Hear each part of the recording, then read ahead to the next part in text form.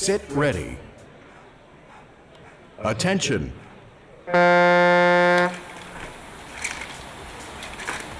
Tõotab tulla väga põnev sõit. Me näeme, et nii mõnegi sõudeergomeetri juures on teatud sellised nihked toimunud, see tähendab väga võimsaid starditõmbeid ja Sisekaitseakadeemia koos sidepataljoniga on üllatavalt võrdselt praegu liikumas. Teatavasti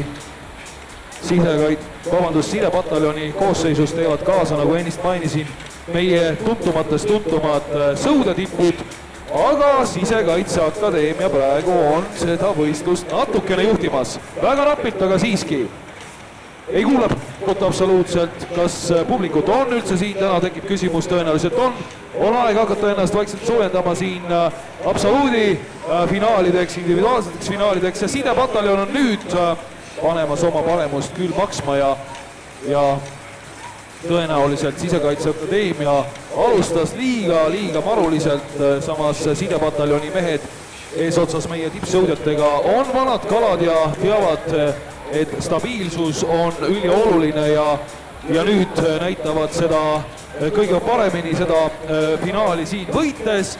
Iseasi, mis tuleb aeg, kas nad suudavad alla 1.25, see oleks juba väga kõva tulemus ja suudavad täpselt 1.24 on võitnud sidepataljon selle finaali. Teisena lõpetab Sisekaitseakadeemia tulemusega 1.26,5 ja Eesti Maaülikoolgi sõuab tubli tulemuse ja nendel ajaks 1.27,0.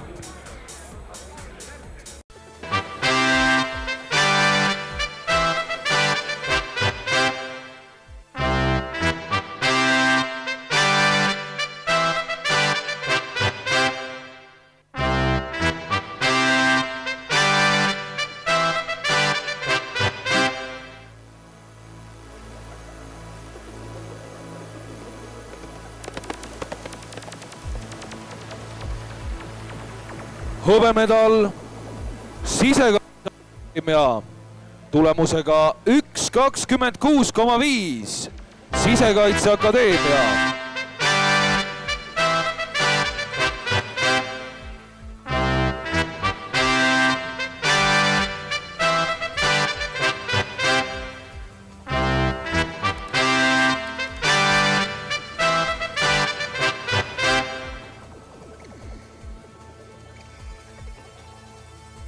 Kuldmedal sidepataljon 1.24,0.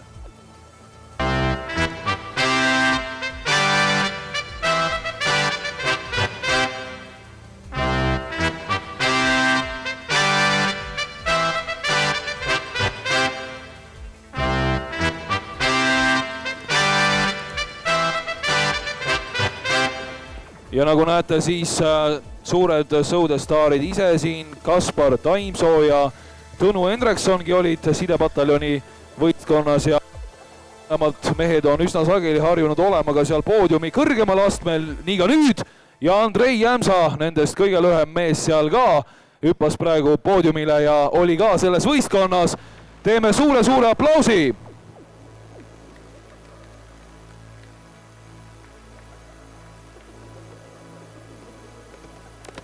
Teatavasti 3 sidepataljoni meeskonna mehest ehk siis Hendrikson, Jämsa ja Taimsoo astuvad õige pea üles väga tulises ja põnevas finaalis ja eks see oli neile väike vaheldus ka siin enne seda põnevat finaali.